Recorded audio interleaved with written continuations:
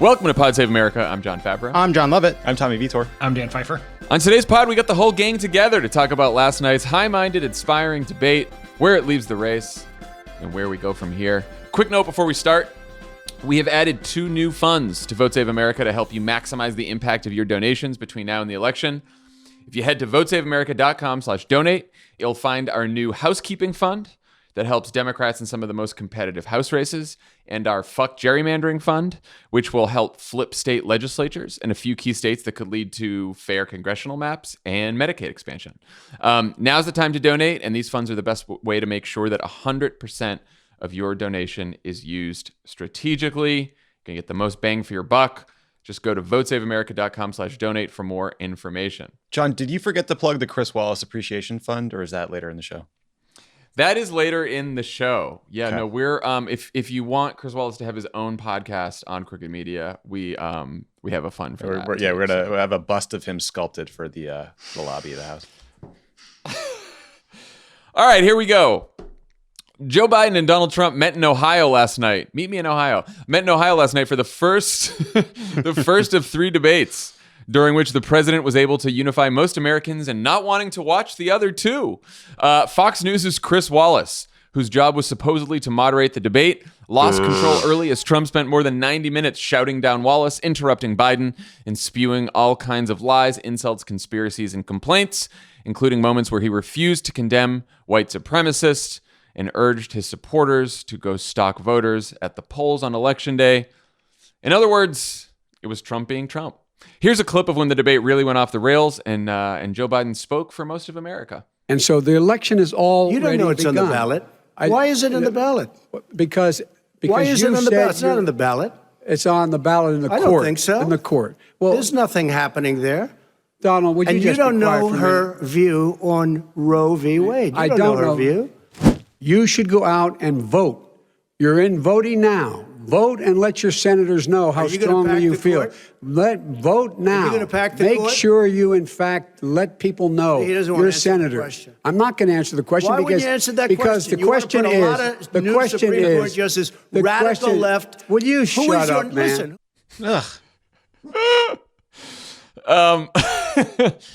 Dan, do you have any initial reactions to the overall debate before we dig into some of the specific moments? Look, it was chaotic. It was a lack of decorum. Made people hate politics. Who's to blame? I don't know, John.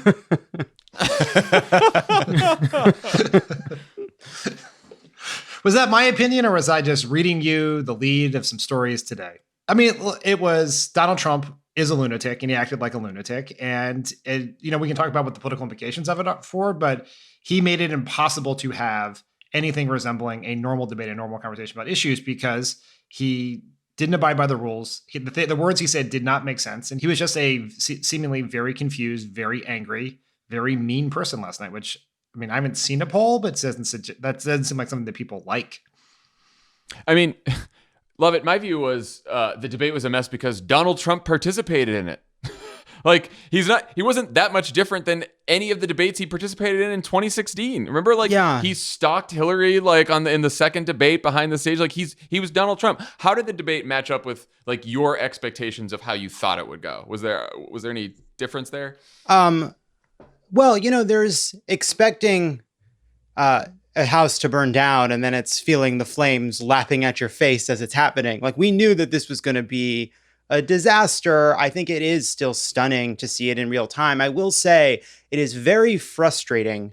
So obviously what Dan pointed out was very frustrating, the kind of sparks fly between arsonist and wooded area. But what was also frustrating is I saw a lot of pundits, a lot of journalists who I think were actually sincerely disgusted by the debate and actually didn't say both sides are to blame. They did a pretty good job about it.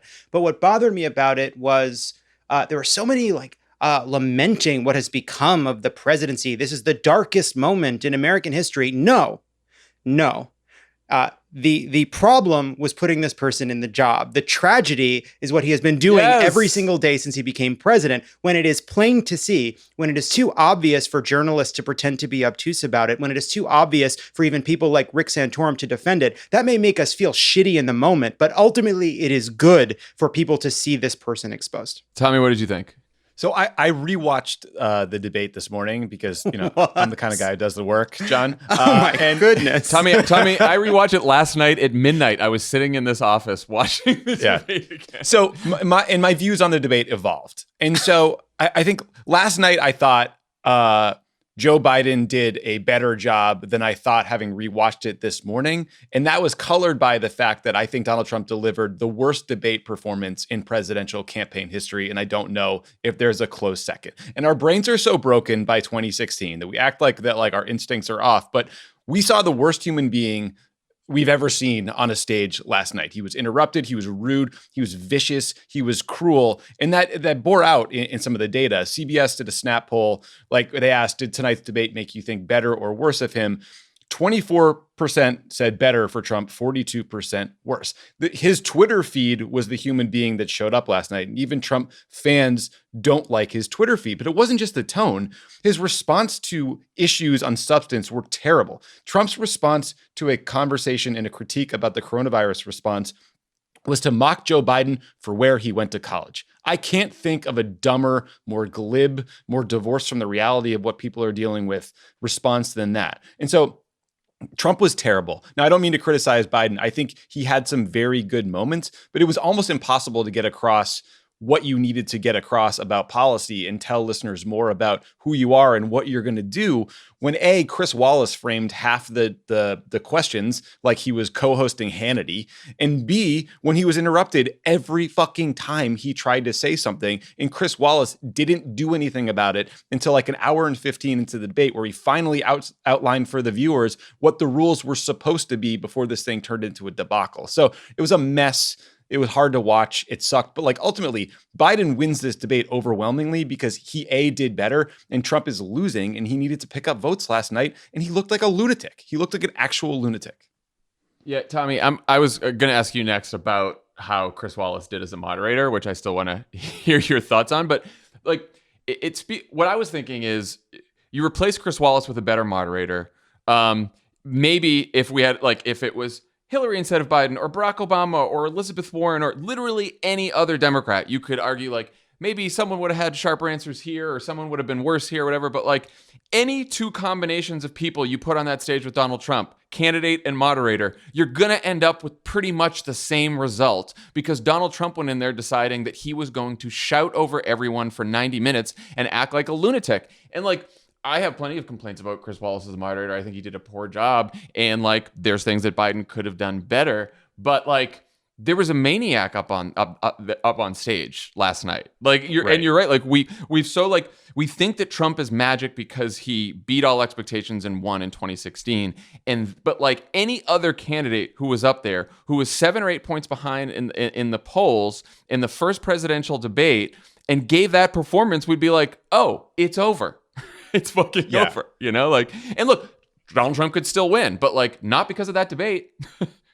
I'm going to get this off my chest and then shut up about moderators forever. I get that Chris Wallace had a tough job, but he failed. And I'm sick of hearing excuses. Like, we don't grade Super Bowl refs on a curve, and we shouldn't grade him on one either.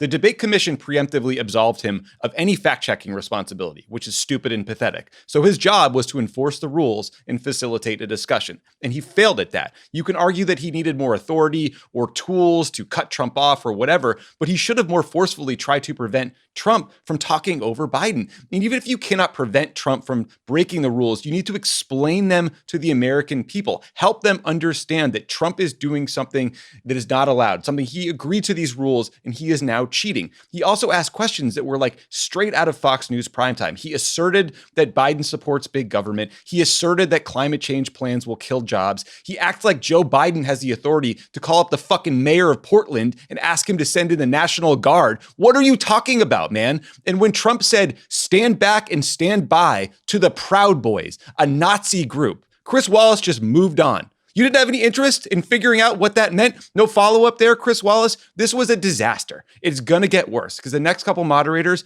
are nice, but they don't have even Chris Wallace's standing or reputation for being tough. So I know the debate commission just announced that they're going to make some changes, but that can't happen again, even with the town hall setting. What possible changes could they add that would make a difference? Like a trapdoor over a pit of sharks? Like I was thinking one of those dog things that zaps you, maybe. Yeah, it's like, Donald Trump, you throw a few more rules at the guy and he's going to behave. That's it. You can strain him just a little more with some norms and rules and stuff like that. Like they shut off Donald Trump's mic. He's going to take the mic off and start screaming. He's like, he'll scream into Joe Biden's mic. He'll walk across. Dan, was there any like discernible strategy from Donald Trump last night that you saw? Not a strategy to win the election, for sure. I think there was like a semblance of a tactic for the debate itself, which was basically to try to wear Joe Biden into a mistake. Like the Republicans have convinced themselves that Joe Biden is senile, he's too old, he doesn't have the stamina, he can't do this. And therefore, Rick Santorum, who only says stupid things, I think said this on CNN beforehand. And I think it was said to him by a stupid person who works for Trump, which is what Trump was going to try to do, was to go all out at Biden to try to wear him out early on. And so I don't want to reverse engineer a strategy from Trump's natural assholery, but to the extent that something you could possibly do that, it would be that I'm going to try to force Biden into a mistake, right? Either make him get overly defensive, pull him into the muck with me, get him flustered. But what Trump forgets is he's trying to make the race about Biden. But when he does that, he keeps the focus on himself, which has been true of this entire period of the general election, where he's been unable to walk out of the spotlight for more than a second to allow there to be a conversation about something other than why Trump is a terrible president. Yeah, I thought it was not just trying to goad Biden into a mistake. It was also trying to get him really angry. Like he really wanted to get under his skin. And Biden got annoyed a few times for sure. That's what the shut up man and the clown thing were all about. But he didn't go full, he didn't lose it at any moment. I think the other big strategy from Trump, if you want to call it a strategy, is he wanted to attach Joe Biden to what he thinks is the radical left, right? And that didn't work out so well. That was actually a huge failure of a strategy, because every time Biden said, I am the Democratic Party, I have my own climate plan, whatever it may be, Trump was like, no, you don't. I don't believe you. Or then he said, oh, you just lost the left. Trump decided to play pundit at one point. You just lost the left, which like doesn't really make Trump's case for him at all. No, I liked when he was like, you won't even say law and order. And Biden's like, law and order. And he's like, see, he wouldn't say it. Like, we just watched this. Totally falls apart. Love it. What was Biden's strategy as you saw it, and how well do you think he executed overall?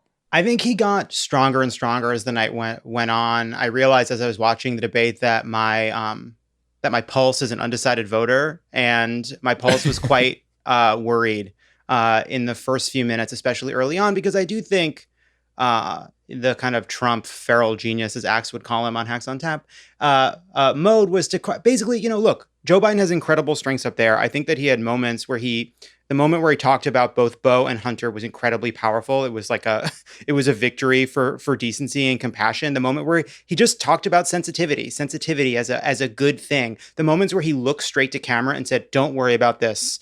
This is about you." I think that was his strategy. It was a strategy around decency. It was a strategy about not getting pulled in to the Trump shenanigans, which he mostly did. It was about addressing the American people directly. I think that worked. I think early on, it was clear that, I think that Trump and Trump's people don't view Joe Biden as a live debater. And so their goal was to kind of interrupt him, throw shit at him, get him to be interrupted halfway through making a point, try to rattle him, try to get him to make a mistake, become less articulate. I think that there were moments early on, especially where that worked. For a moment, it did work. But ultimately, I think because Trump became so heinous as the night wore on, and actually also lost some steam later in the debate, Biden was able, I think, to get stronger as the night wore on. And as they both heated up, Trump got worse and worse and more belligerent. And I think Biden got stronger and stronger and stronger and remembered as he went the core strategy, kind of go to the camera, go to the people, push that aside. And I think that was really good. Tommy, what did you think of Biden's strategy? You said you thought on the second viewing he didn't do quite as well as your first viewing. Is that what you?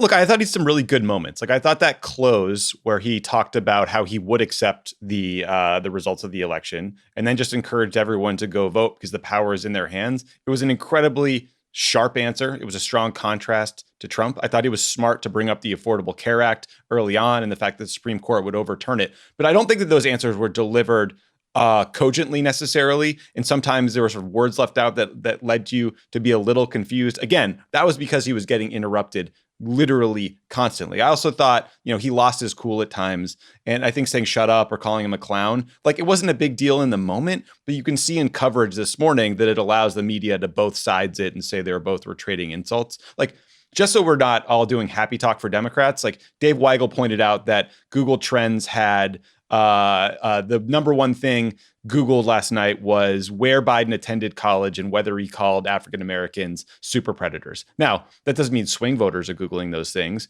You also will learn that Trump was lying in both these instances, but it's notable that that's what people took away. I also think that, Biden's goal was to make sure that people understood not just who he was and his values, but his plan for the country, especially when it came to the economy. And Trump, being a psychopath, prevented him from doing that in a lot of ways.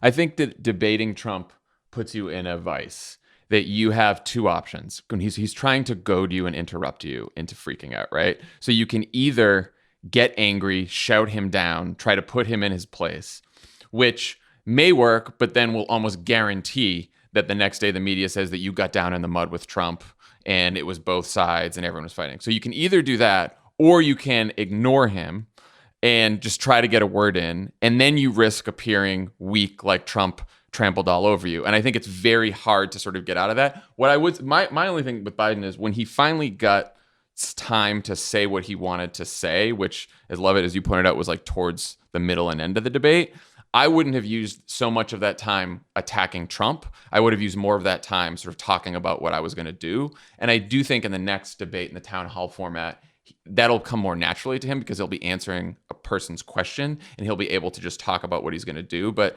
that's sort of the only criticism I had of Biden, that he should talk more about his plans. I would just say, I think you're right, John. I do think that there's a third path when dealing with Trump in that way, which I felt like Biden did at times, which is also just calling out the game, right? You don't have to pretend the attacks aren't happening. You also don't have to engage with him. I think, his moments where he turned to camera were effective. I wish that they had been.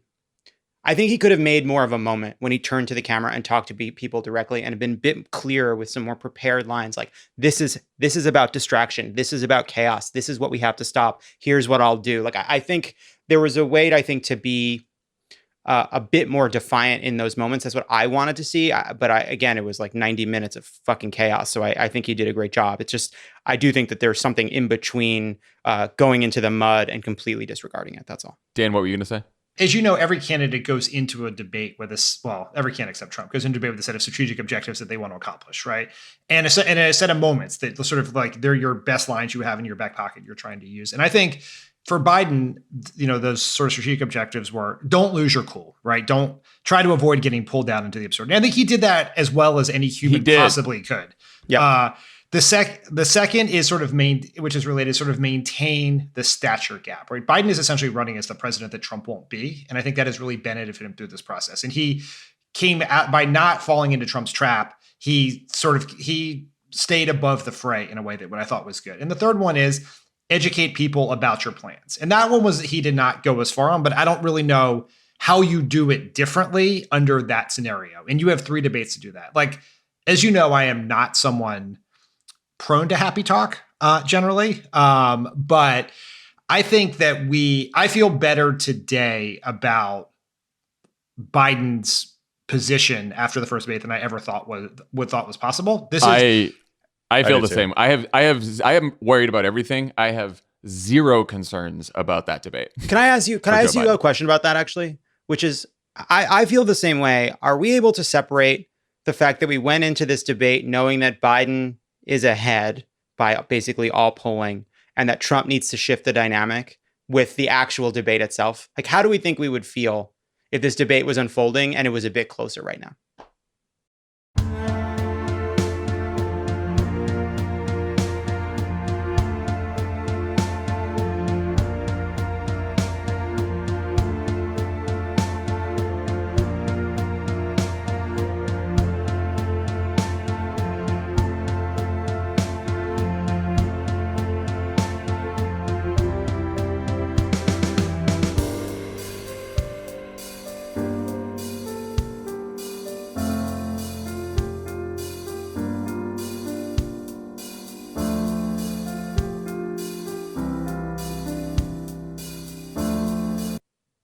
Well, I think that you can't, I don't think you can separate, well, at least I can't separate those because the goal is to win the election. And you go into the debate with a strategy dependent on your position right now to do that. And so, like, if you were just saying, like, we're going to score this debate on points for the as some sort of like high school debating competition, you might look at it differently. When you look at it in the context of where Biden is and what Trump needs to do, we believe, based on polling, to shift the dynamic, you feel very good about it. I obviously feel worse about America and democracy and myself for having watched it, but I feel better about Biden's position in the race because the presidential campaign is a decathlon and the debates were going to be Biden's weakest events, right? And he came out of them where I believe, at least as we sit here today on Wednesday morning, either where he was going in or a little bit ahead of that place. Now, as Tommy points out, based on the Google Trends and other thing, is there's a huge battle to come over the net between now and the second debate about shaping that narrative, what information breaks through, how it breaks through people. And this is where Trump has a huge advantage because of the right-wing media machine and Facebook. But right now on Wednesday morning, I feel better than I thought I could possibly feel after that first debate because I've been very nervous about it for a long, long time. I mean, one of Biden's favorite Bidenisms, which Chris Wallace quoted last night during one of the questions, is "Don't compare me to the Almighty, compare me to the alternative." And like for Biden in that debate, like that's what a debate is, right? And like we were all pretty hard on Biden during all the primary debates. We know that sometimes he can give answers that aren't like the most cogent, but I think compared to Donald Trump on last night's debate, there is no contest. Like at worst case for Biden, you had some undecided voters saying, "I'm still undecided," or "I didn't like both of them." At the best case, you had a bunch of undecided voters saying, "Now I'm for Biden." You didn't have many people saying, "Oh, Trump was great. Now I'm off the sidelines and I'm for Trump." Yeah. You just didn't have that. Yeah.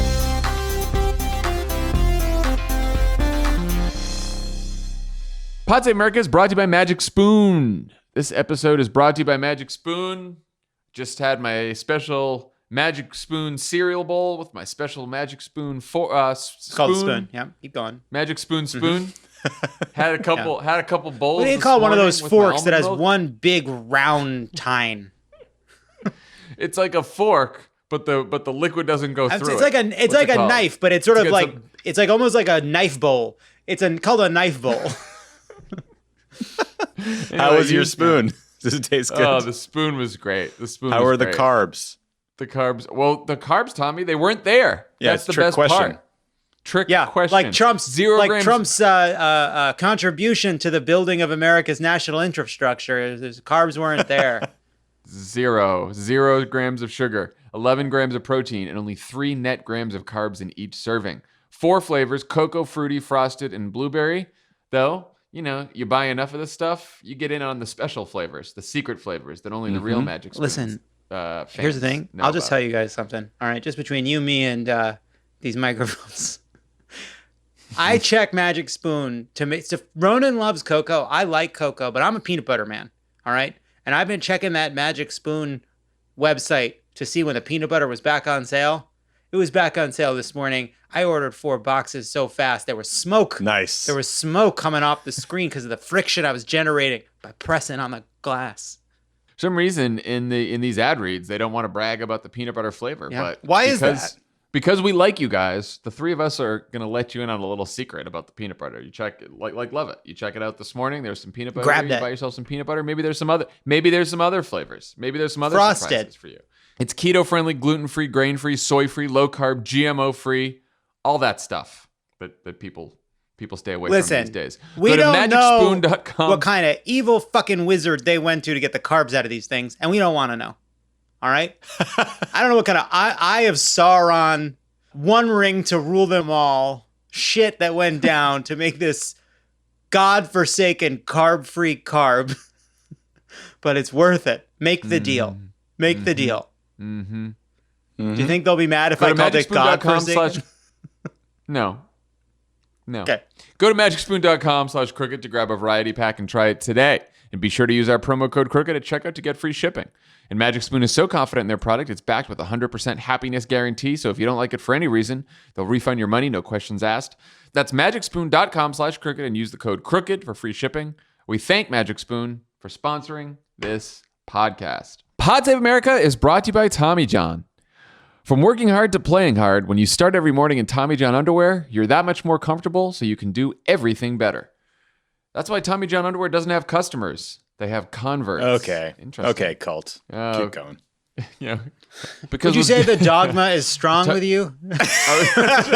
No. I was looking for that. You know where my brain is in the Vow. Have you watching the NXIVM doc? I haven't watched it yet. No. Again, it's 9 episodes when it probably should have been 4, but I'm into it. Continue, John. Sorry. Enough about Di-Fi. Because with dozens of comfort innovations, once you've tried Tommy John, you'll never go back. With breathable, lightweight, moisture-wicking fabric with 4 times the stretch of competing brands, it moves with you. Tommy John underwear comes with a non-rolling waistband for the perfect fit. The legs never ride up, and you're covered with their no wedgie guarantee. Haven't talked about the no wedgie guarantee in a while. Forever. TBT. You know? We haven't talked. You're right. We haven't talked about it in a while.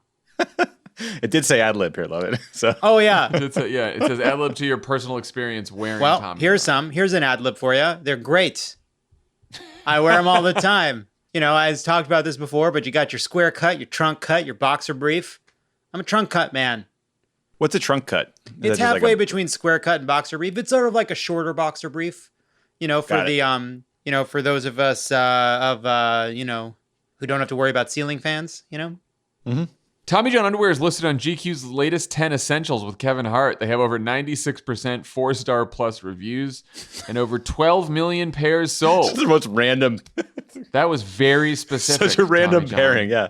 Very specific. I think so. But you just Kevin have to try Hart them for yourself. Kevin Hart is probably, he's not going to be a boxer brief guy for the same reason I'm not. We're both diminutive fellows.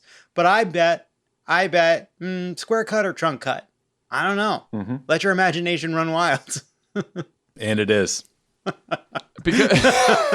Because Tommy John underwear feels so good, so free, so, in quotation marks, barely there. It's like going commando, but without the risk. Wow. Okay. Zipper risk. And their best pair you'll ever wear or its free guarantee means there is no risk. Try Tommy John, and if you don't love them, they're free.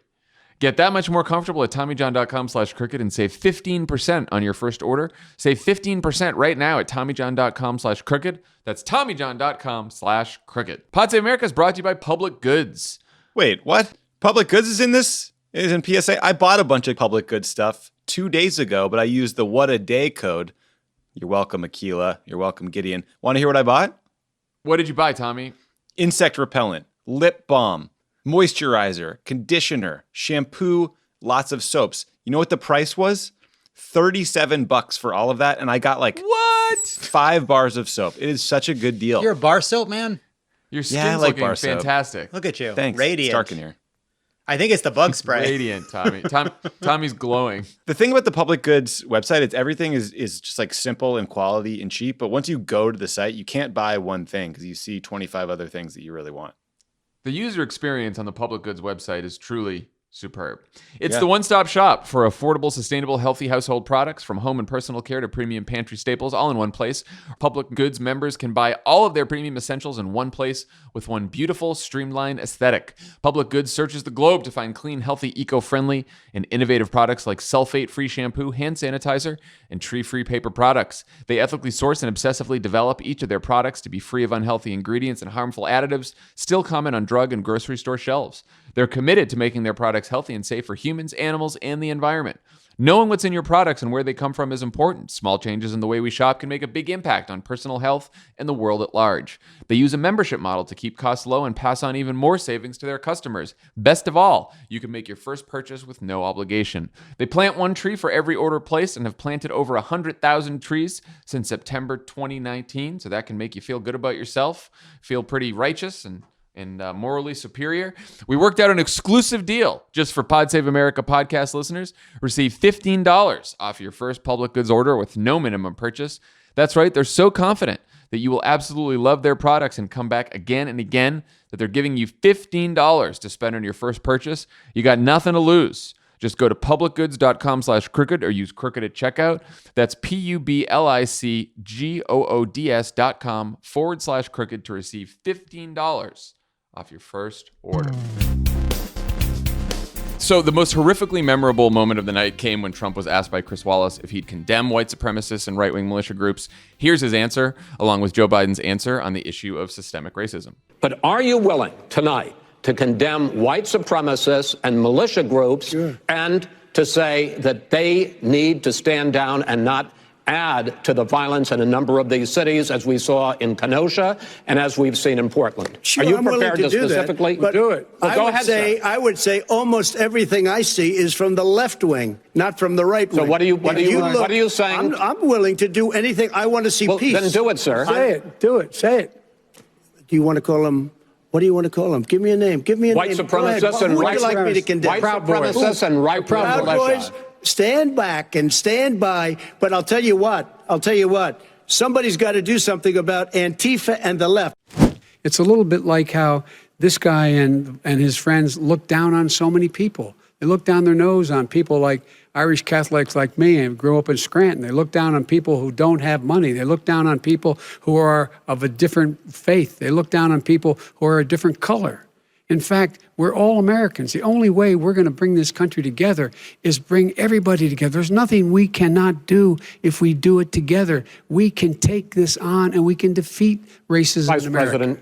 President Trump, sir. During the Obama-Biden administration, there was tremendous division. There was hatred. You look at Ferguson. You go to many places. Look at Oakland. Look what happened in Oakland. Look what happened in Baltimore. Look what happened. Frankly, it was more violent than what I'm even seeing now. Oh, my but Lord. the reason is that ridiculous. the Democrats that run these Absolutely cities ridiculous. don't want to talk like you about law and order. Violent and you crime, still haven't mentioned. violent Are you crime. in favor of law and order? I'm in favor of law. You follow it. Are you in favor of law and order? Go Yes, ahead, I'm say in it. favor. You asked a question, let him finish. Law and order. Law and order. Let him answer. Law and order with justice, where people get treated fairly. Tommy, you mentioned this earlier, but was this the most important moment of the debate when Trump refused to condemn white supremacists and Proud Boys?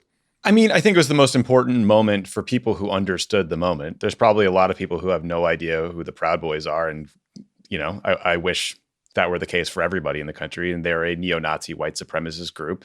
And it's horrible that this debate gave them the most attention and PR that they've ever had in history. So that's awful. But no one should have been surprised by this. I mean, remember when Jake Tapper back in 2016 asked Trump to condemn David Duke, who came out in support of him, and Trump pretended he didn't know who he was. He always plays footsie with these groups. This is a pattern. It's something he did in Charlottesville. It's something he did last night with the Proud Boys. And we should just believe him that he wants the support of the Proud Boys. And his people this morning are all over the place on this. Some are claiming he did condemn them. I think Don Jr. was saying he misspoke. It's just a total mess. It's a total mess. But you know who's excited about this? The Proud Boys, a neo-Nazi group. Great job, Trump. Turning to Biden there, I thought Biden's answers, the two answers that we heard, were like some of his strongest answers about how Trump looks down on people. And then also it's about law and order and being treated fairly. Were actually like fairly succinct answers. I mean, this segment that Chris Wallace titled "Race and Violence in Our Cities" is clearly the most Fox News way to say it. Yeah. Was supposed to be sort of a segment that helped Trump, I think, or at least that some pundits would imagine would help Trump. I think it ended up being maybe his worst segment. Dan, what did you think? Yeah, I think if you somehow kind of sort of endorse a neo-Nazi organization in a segment, that's bad. Like that was not a good thing for him. I'm not gonna look at the polls. I'm just gonna off the cuff here. I think it's bad. I think one of the most telling comments about this was from a number of Republicans who cite this question as an example of bias from Chris Wallace, because they say, look, Chris Wallace knows Trump doesn't like to disavow people who support him. Yeah, right. That's what Rick Santorum said on CNN. Yeah. That's literally what he said. It's like, wait, do you realize what you just said and why that's not a good thing for Trump? Yeah, it was a bad segment. I thought Biden's moment was very good there. That was actually one of the few times where Biden got a chance to actually say several sentences in a row without Trump trying to shout over him. And I thought, it's very clear that was a moment that they wanted to have in this debate. And I think it played well. And it's helpful that it is appended to Trump's huge flub here, because it means it is a moment that people will see, even if on social media for the next 10 days here. So the night started on pretty good territory for Biden with a discussion of two top issues for voters, healthcare and the pandemic.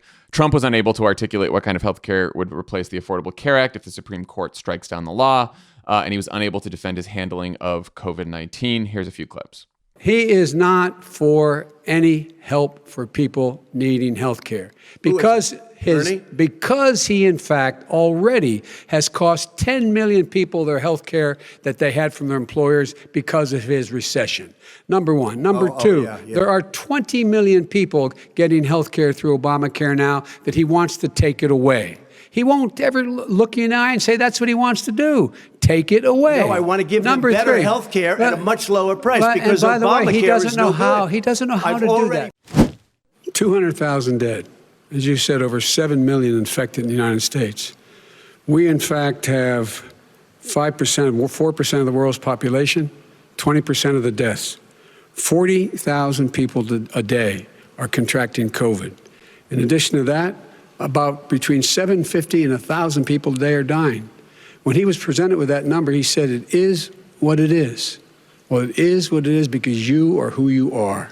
He panicked or he just looked at the stock market, one of the two, because guess what? A lot of people died and a lot more are going to die unless he gets a lot smarter, a lot quicker. Mr. President?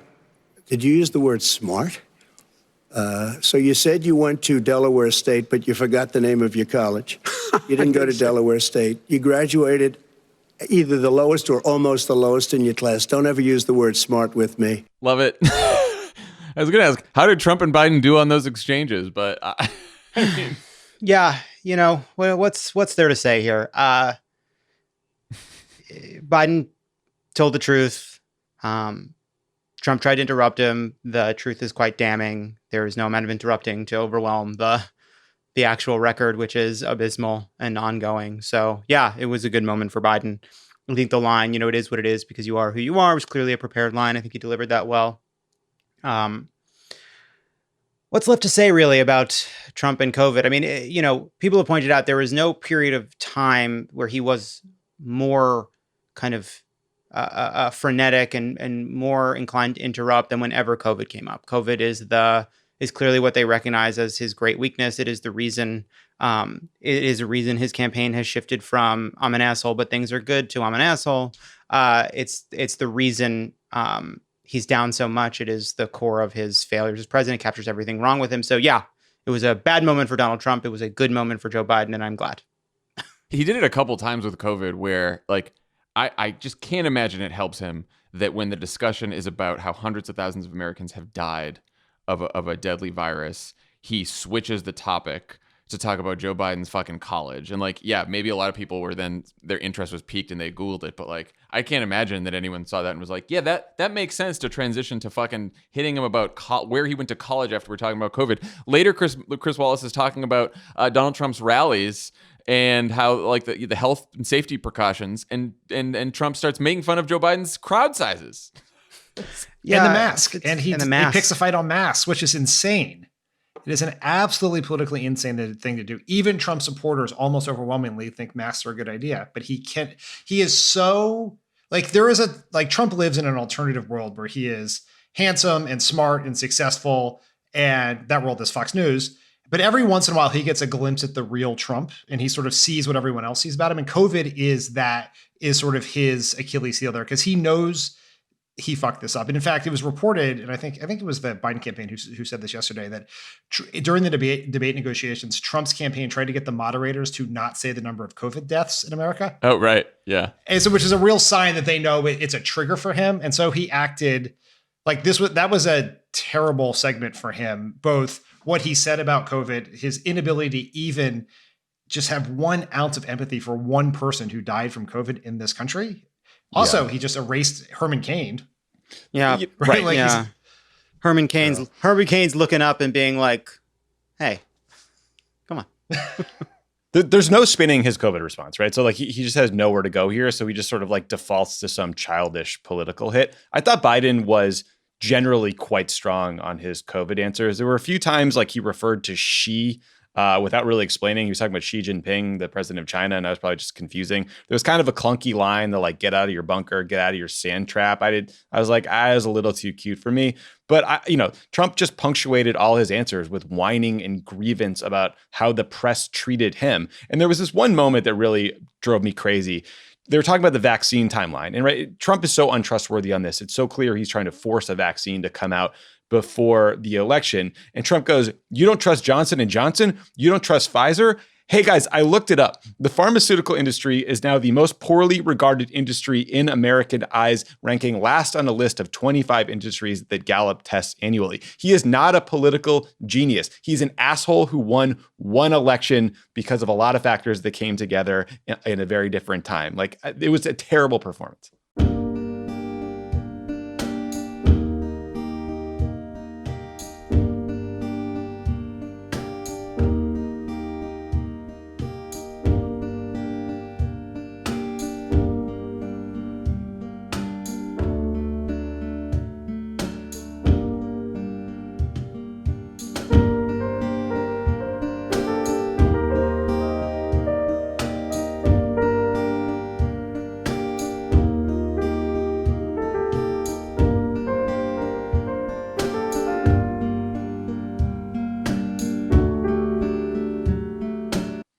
So that's a moment, Tommy, where I thought, like, if you're going to critique Biden, he didn't do anything wrong, but it's just like missed opportunity to then jump on Trump saying that about the pharmaceutical companies and then immediately say, here's what I would do on drugs. Now, again, the problem is, like, Chris Wallace tried to move on. Everyone's shouting, everyone's screaming. So it's just really hard to do this. But if I were Biden preparing for next time, I'd have like 2 or 3 issues, whether it's healthcare, COVID, whatever it may be, where like you have a quick line about what you're going to do as president that you're ready to just give the second you get a breath and the second they give you a chance to do it. I think that would be like great. That would sort of improve it tenfold.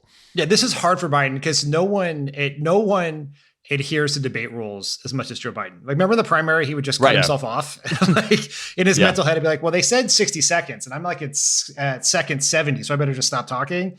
And so it's like it is just, he is in an impossible situation. And you're right, having a narrower, shorter menu of things you want to hit is probably better when debating Trump, because you're just going to get so few opportunities. So it's like, instead of trying to do 7 things, I'm gonna try to do 3 things, and I'm gonna shoehorn them in, even if it's awkward, right? Like, oh, you brought up my college thing or some other absurd thing. Well, I'm just gonna do my COVID answer right here because there are 70 million people watching, and I want them to hear it, regardless of what the moderator thinks. I'll also say too that like that Trump interrupting and like, oh, where'd you go to college, Hunter, all the little kind of whatever, like kind of snake bites, just sort of jumping in.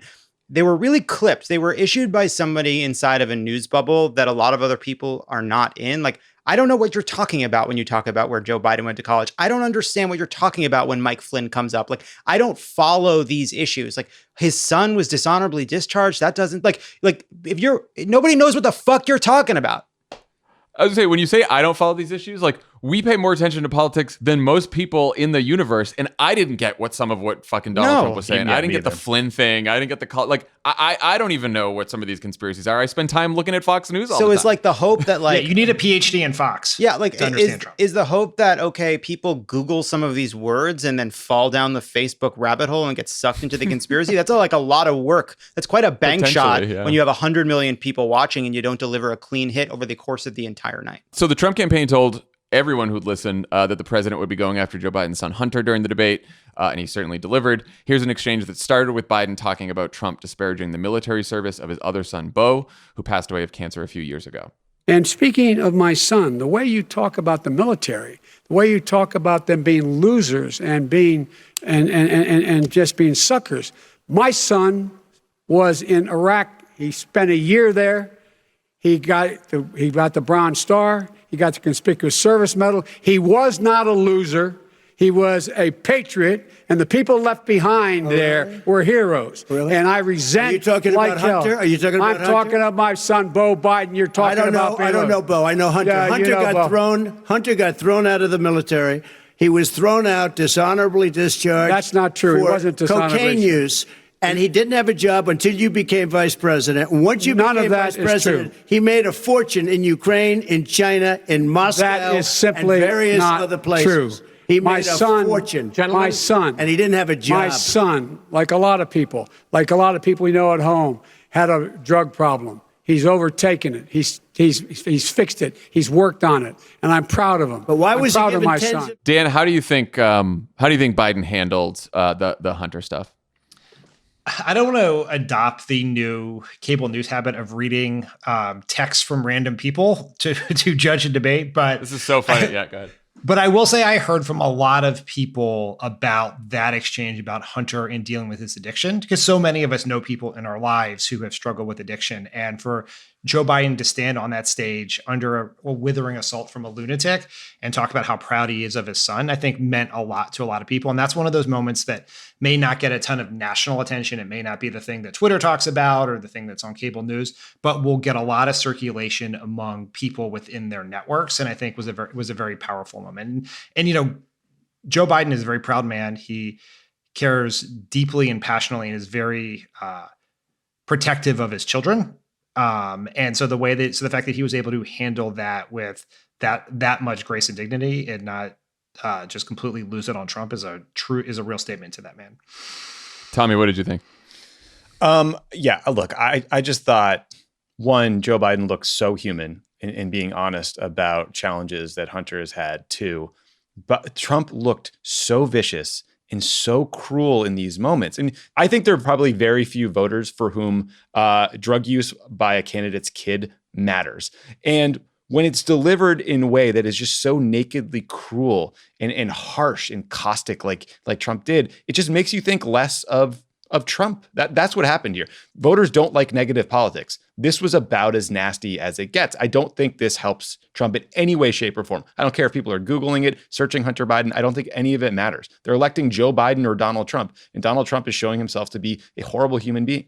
Love it. Were you going to say something? Yeah, this is, it was really striking to me. I was thinking about this actually before the debate. You know, Brad Parscale, Trump's former campaign manager, senior advisor, was having a mental health emergency and had to be taken to a hospital. The HHS spokesperson for Donald Trump, again, started issuing paranoid conspiracy theories, had to take a leave for health. So much of Trump and his movement is about denying pain. It's about denying their own pain, right? Like, oh, you feel bad. You feel a loss of purpose. You feel like America's leaving you behind. It's not on you. You hate some other people. Point your anger elsewhere. And a lot of it is also about trying to convince people that they don't matter. That's why you don't need masks at the rallies. That's why you don't have to take COVID seriously. Convince yourself that you're so strong, you're so tough, that you don't feel pain. You don't need to worry about pain. You'll be okay. To deny services, to deny help, to deny compassion to other people. That is so core to what Trump does. And I really did. That was like an incredibly moving moment to see, because at a few moments there's an old kind of politics that would give credence to the way Trump talked about drug abuse, that views it as a personal failing, that views it as a failing as a parent. And both on that issue, on just talking about racial sensitivity and saying it's a good thing to learn from other people, it was an acceptance of a kind of new way of thinking, a better way of thinking about these problems. And it resonated for me. I hope it resonated for other people, because it was a defense of the idea that it's okay to talk about the pain people have had in their lives. I think, Lovett, that you said this earlier, but we're so numb to what Trump has done that if you just pull yourself out of this and just have like a common sense reaction to that, Joe Biden is talking about his son who served in Iraq and died. And then Donald Trump, President of the United States, on a debate stage turns to him and says, I don't know Bo. I know Hunter, the one who did cocaine. Like, that is such an ugly, disgusting thing to say to any human being at any time. And like, Dan, the same thing happened to me, not to be all about like the texts from friends and family, but like that is what I heard most from people since the debate last night, about that moment. And then Biden talking about how Hunter overcame it. And I heard it from people who are in like red states, who are not real liberal. Like, I actually think it's one of the more undercovered moments of the debate, that when you see that and you see Donald Trump do that to Joe Biden and you see how Joe Biden respond, you're like, fuck that guy. He is just bad. He's a bad person. Yeah. You know, when we have this conversation, people like about why Trump is a bad person, he showed he's an asshole, and then everyone will then point out, well, in 2016, that's the message you guys ran. There was that ad that the Clinton campaign ran with all those kids watching Trump, and it didn't work because Hillary lost. And there are two problems with that. One, when candidates lose, we then assume everything they did was wrong and did not possibly work. But it's also, this is a very different race. And Joe Biden is a different candidate than Hillary Clinton. And Joe Biden is running in part on his decency as a human being, particularly in a moment where America desperately needs it.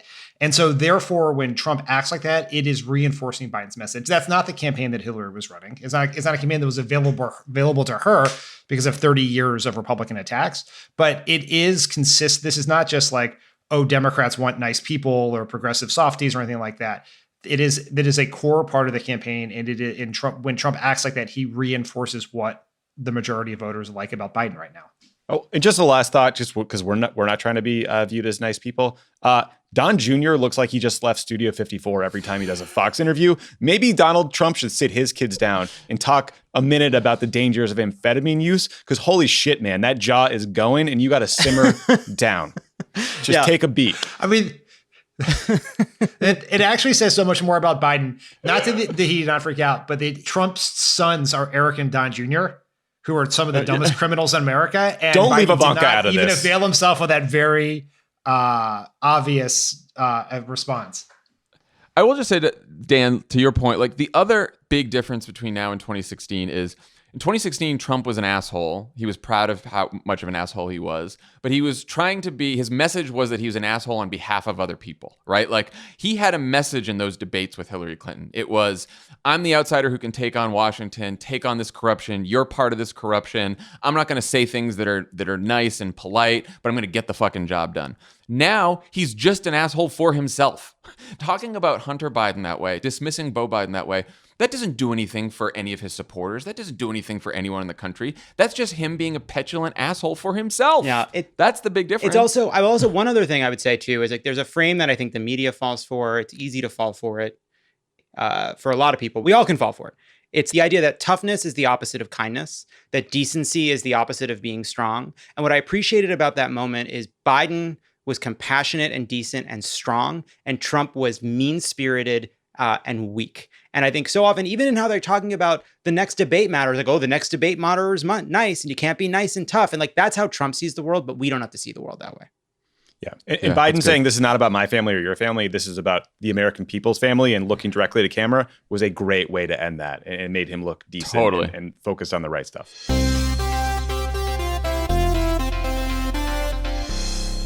Pod Save America is brought to you by Beekeepers Naturals.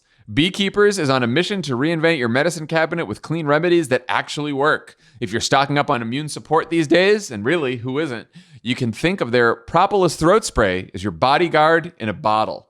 Here's my bodyguard right here. A couple sprays. There you go. There you go. Just 4 daily sprays naturally supports immune health. I got 1 down, 3 to go.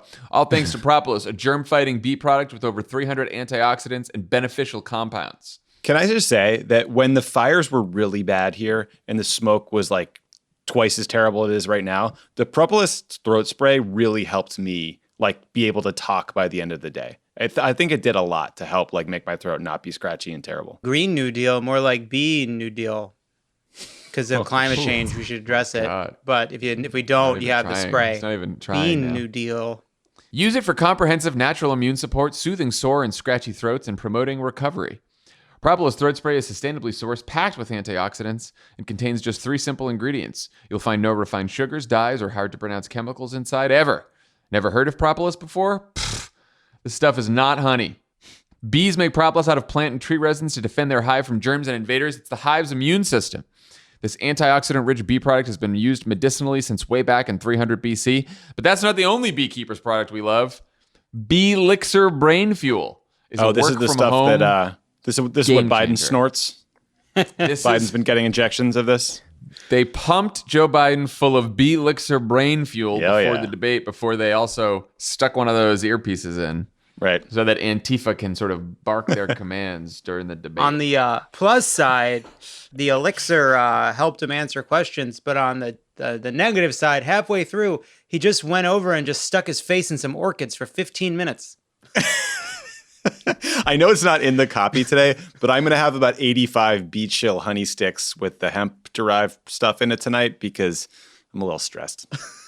Yeah, well, not Joe Biden. He took a shot first thing in the morning to find his flow, resist distractions, and get stuff done. Yeah. He's taken so much of this propolis, you can tap his veins like maple syrup. Ready to upgrade your medicine cabinet and feel better than ever? Try Propolis Throat Spray and B-Elixir Brain Is Fuel. this helping? And save 15% on your first Try the order product. by going to beekeepersnatural.com/cricket. That's beekeepersnatural.com/cricket. Get 15% off. Meet your new medicine cabinet with Beekeepers Naturals. Pod Save America is brought to you by A Wilderness of Error on FX. From the award-winning producers of The Jinx comes A Wilderness of Error, a new FX documentary series that explores the nearly 40-year-old case of Dr. Jeffrey McDonald, who was convicted of the murders of his pregnant wife and 2 young daughters. Acclaimed filmmaker Errol Morris re-examines the infamous crime from the beginning to try to answer questions such as, were there mistakes made by the investigators? Were there witnesses overlooked? And ultimately, did the media shape public opinion to help convict an innocent man? Or did Jeffrey McDonald kill his family? A Wilderness of Error, a 2-part event, concludes Friday, October 2nd on FX, streaming next day FX on Hulu. Pod Save America is brought to you by Fender Play. Have you always wanted to learn guitar but never found a solution that worked for you? Luckily, Fender, the inventors of the electric guitar, have designed a program that has revolutionized the learning experience. Fender Play is the complete online learning platform for guitar, bass, and ukulele. With Fender Play, you can learn to play your favorite songs in minutes with short, easy-to-follow video lessons. So what makes Fender Play different? It's a robust learning platform featuring bite-sized, step-by-step lessons across all your devices that's designed to help you progress fast.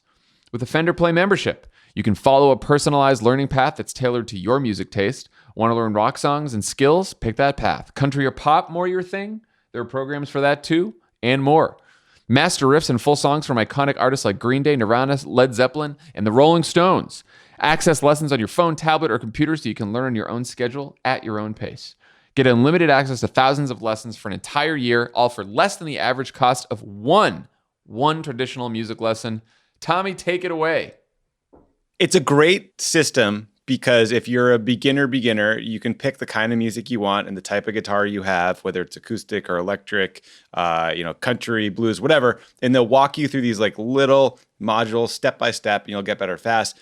If you just want to learn songs, they have tons of songs out there. They have videos you can follow. They have the tablature. It's really great. I highly recommend it. They did a really great job putting this together. And Fender's best in class. I got a Fender myself. Best in class. You heard the man. Here's the good news. After an overwhelming response in August, Fender is bringing back a special offer exclusively for Pod Save America listeners. That's how much they like you guys. Sign up for Fender Play today and use the promo code PSA to get 50% off, 50% off an annual plan. But hurry, this offer ends Sunday, October 11th. Join the 1.5 million people who've already started learning and take advantage of this special offer by going to fender.com/PSA. That's fender.com/PSA. All right, in the final section of the debate, the candidates were asked about the integrity of the election and our democracy. Trump, who has declined multiple opportunities to commit to a peaceful transfer of power after the election, took the exchange as an opportunity to encourage his supporters to stalk voters at polling places on his behalf. Here's what he had to say.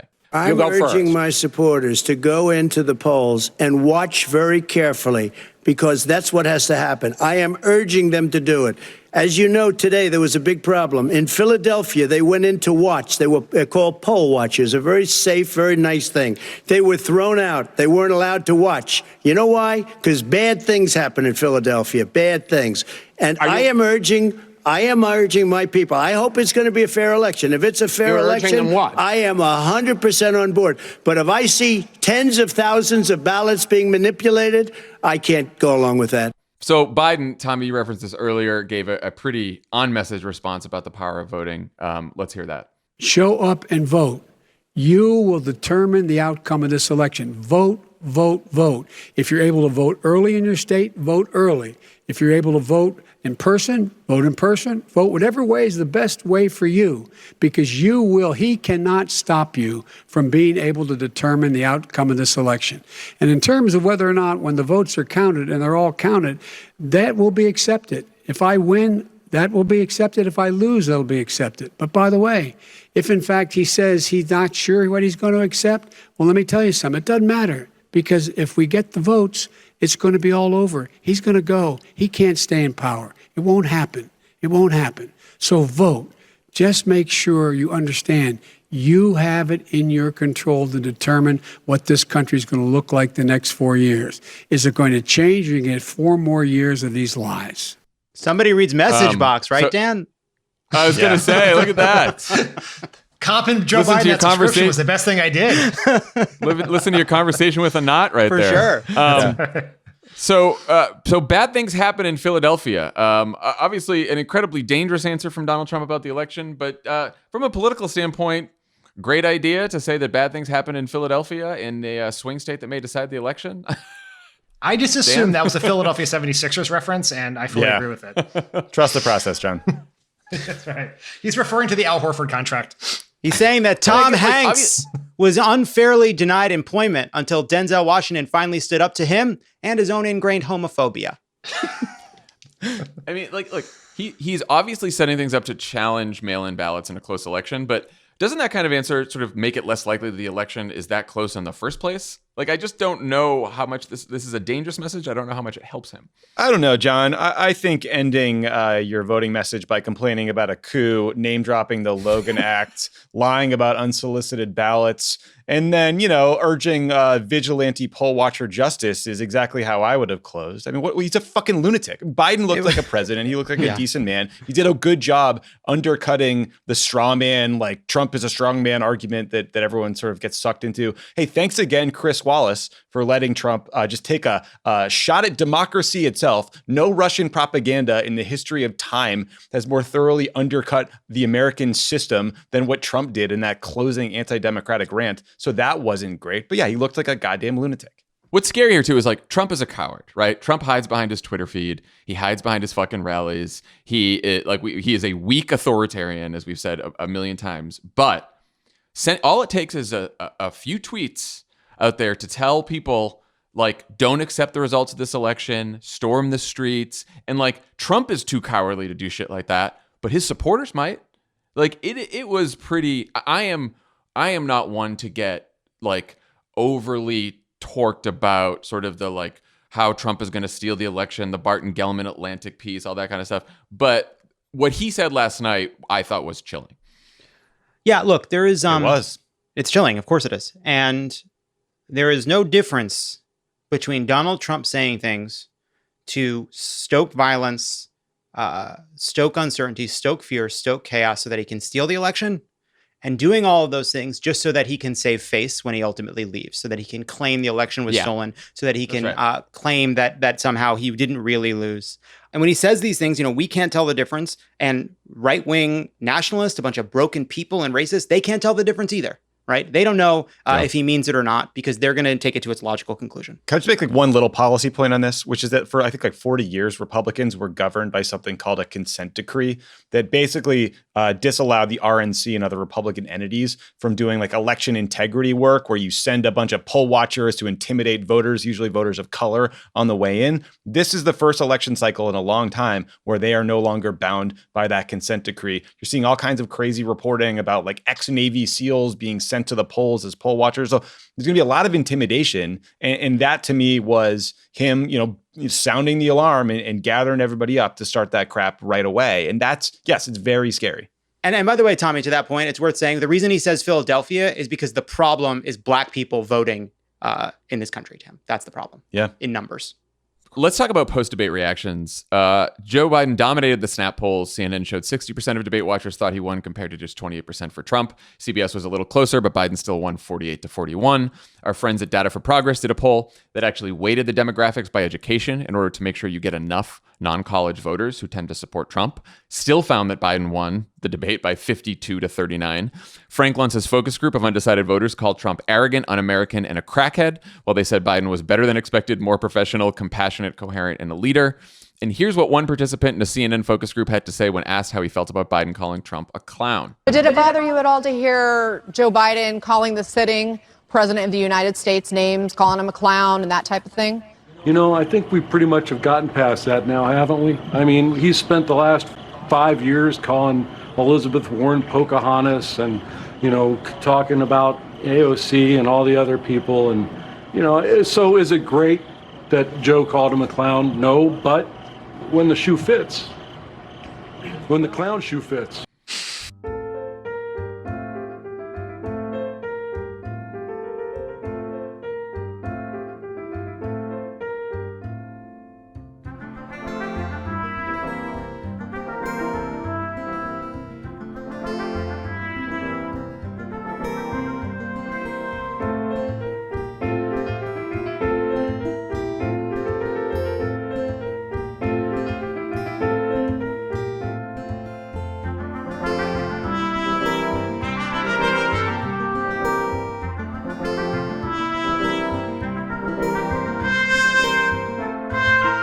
so proud of that guy. Get that fucking joke. Great job. He got it under the wire. Save that whole fucking focus group. Those people were like wide-eyed and not forming enough opinions. And then that guy came in and made everybody laugh at Donald Trump, and I really appreciated it.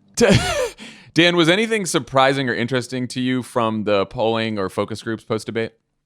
No, I think it kind of fit with where we thought it would be. I thought that it was very smart of Data for Progress to wait for education, because these previous Snap polls tend to focus on people who watch the debate, which over-indexes on demographically likely Democratic voters, and so they can be somewhat misleading.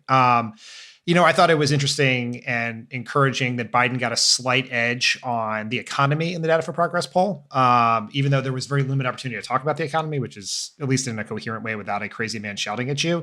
And so that was positive, because that's the one place where Biden still lags a little bit with Trump on the issues. And so if he scored some points there, then that's a real positive sign. But I think it sort of fit with what we thought. I think the one thing that I want to see in more polling and focus groups going forward is, did the debate make you more or less enthusiastic to vote? Because if you're going to harbor one concern about this, is that the debate was such a mess, it'll be covered as such a mess by the press, that for the more than 50% of the electorate that did not watch this debate, it could be deflating for some who were not previously fully committed to voting. And so I want to see some polling, some of which I know is going in the field soon, that will ask people whether the debate, did they watch it in person, did they consume stuff afterwards, does that make you more or less enthusiastic to vote? Because Trump, that is one thing Trump can do, is make everything in politics seem terrible, and that can turn off voters we need to win this election. I mean, look, I think there's just no doubt that Biden won the debate. All the data suggests that. I also think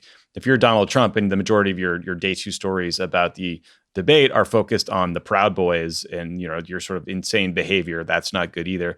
At the risk of, again, like not wanting happy talk, there was someone in that Frank Luntz focus group, and take everything Frank Luntz says with a healthy grain of salt, but they described Biden as a nice guy lacking vision.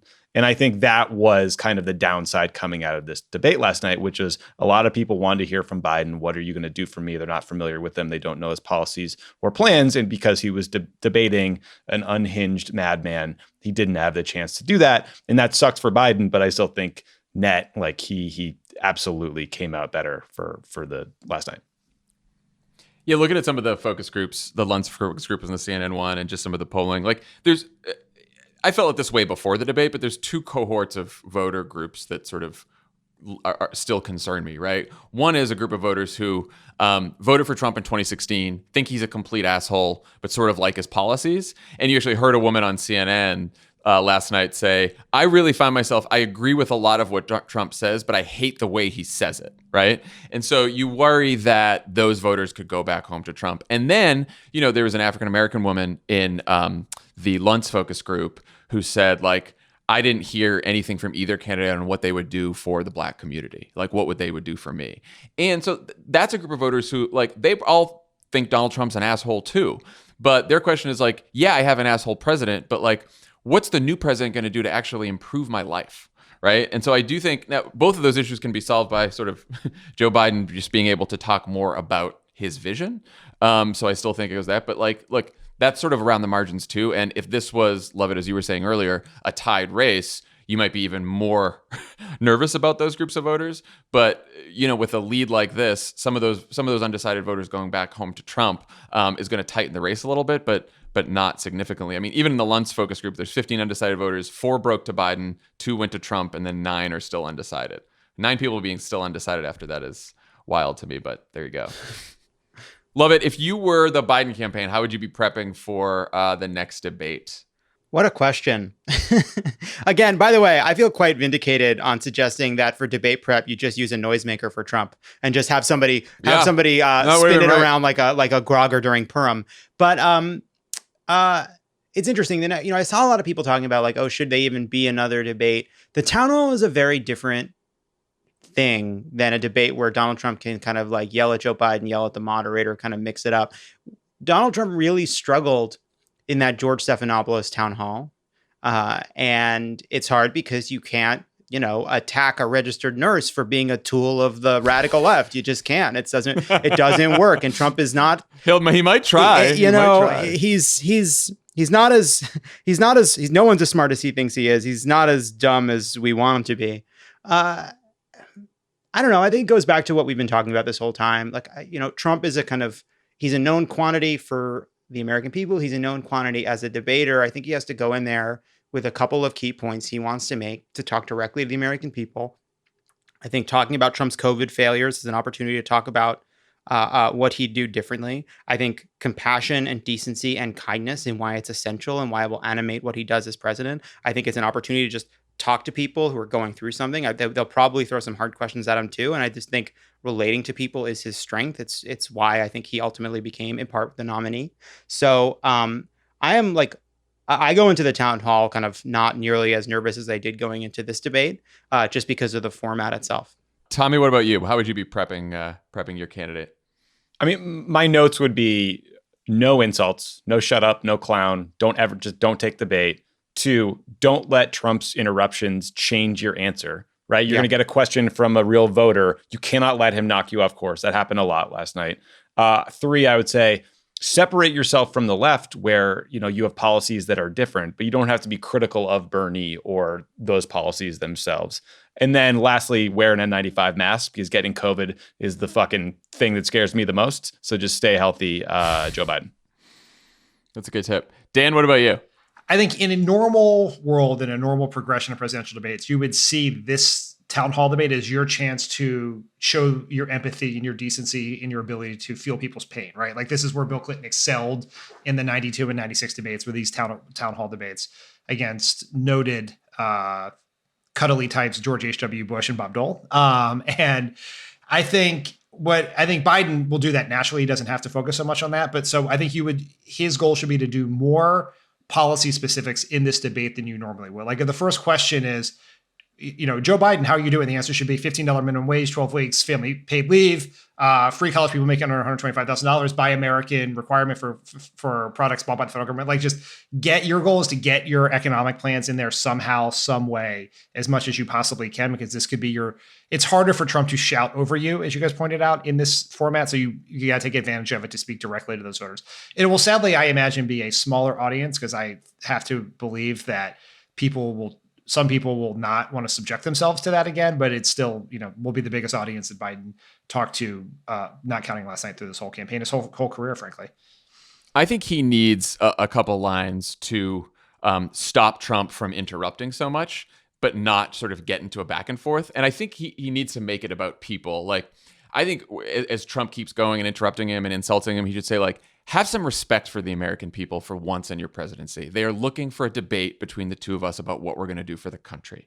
And I would also break that fourth wall more, like he did in last night's debate. Be like, Donald Trump, he's got plenty of insults. He's got plenty of complaints. He's trying to monopolize all this time, but he doesn't have any plans. He doesn't have any plans for the future. He won't tell you what he's going to do in a second term. I'll tell you what I'm going to do. Here's what I'm going to do for you. And he can't forget the last part, Yeah. Right? He can't just attack Donald Trump, but it's got to be like, this guy is doing this because he's losing and he has no plans and he has no agenda. We all know it. And there's like a moment or two where he could, and Biden sort of did this last night, but there's a moment or two he could look at the camera and just be like, aren't we sick of this? Aren't we tired of this? Like a Jim from The Office face? Yes, right. Like Donald Trump in this debate performance basically reiterated all of the reasons people already don't like him as president, right? Like they're sick of the chaos, and he spent 90 minutes giving them more chaos, right? This is Donald Trump's problem. He keeps falling into his own traps. And so if he does it again in the town hall, he does it in the third debate, you just look at, you like, do you want 4 more years of this? Do you want 4 more years? I'm not perfect. Words aren't going to come out great all the time. You're not going to agree with me all the time, but I'm not going to be this. I'm not going to be this. Yeah. I like that we've come full circle to we want him to say, there he goes again. There you go again. Can I read you something unbelievable that I just saw on Twitter? Trump campaign advisor Jason Miller says that when Trump told the Proud Boys to stand by last night, he meant stand by the wayside and get out of the way of law enforcement. How's that for spin? While we were sitting here, Trump went, I don't know if he's getting on Marine One or something, but he made a statement to the press disavowing the Proud Boys and saying law enforcement should look at or something like that. Great job, sir. Oh, well, there you go. Yeah, well, then they know it was bad. I thought one of the best, this wasn't a poll or or a focus group, but BuzzFeed apparently went to a Trump viewing party with Trump supporters, and they couldn't find anyone to defend his performance. It's not that people still said they were going to vote for him; they still liked him, but even the Trump supporters did not absolutely love that performance, which I thought was telling. Just Jacobin columnists. That's the only people who like him.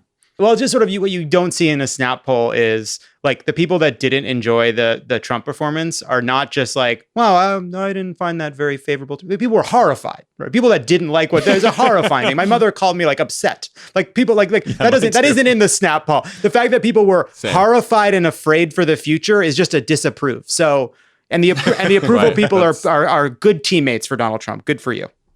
Well, not to fear, because the Commission on Presidential Debates promises, quote, additional structure to ensure a more orderly discussion of the issues for the next 2 debates. It's an electrified cattle prod in Steve Scully's hands so he can fucking jam Trump in the haunches every time he tries to interrupt. Yeah, the 81-year-old Republican lobbyist who helps run this thing is really going to fix it. This will be great. Yeah, the only way you're going to fix it is replacing the candidate. All right. That's all the time we have for today. Dan and I will see you guys on Friday, and then we'll be back on Monday. And then next week, VP debate. That's gonna be that's gonna be something. That'll be something. That will be something. So, all right, everyone. Bye. Bye. Bye. Pod Save America is a Crooked Media production. The executive producer is Michael Martinez. Our associate producer is Jordan Waller. It's mixed and edited by Andrew Chadwick. Kyle Seglin is our sound engineer. Thanks to Tanya Sominator, Katie Long, Roman Papadimitriou, Quinn Lewis, Brian Semmel, Caroline Reston, and Elisa Gutierrez for production support. Into our digital team, Elijah Cohn, Nar Melkonian, Yale Freed, and Milo Kim, who film and upload these episodes as videos every week.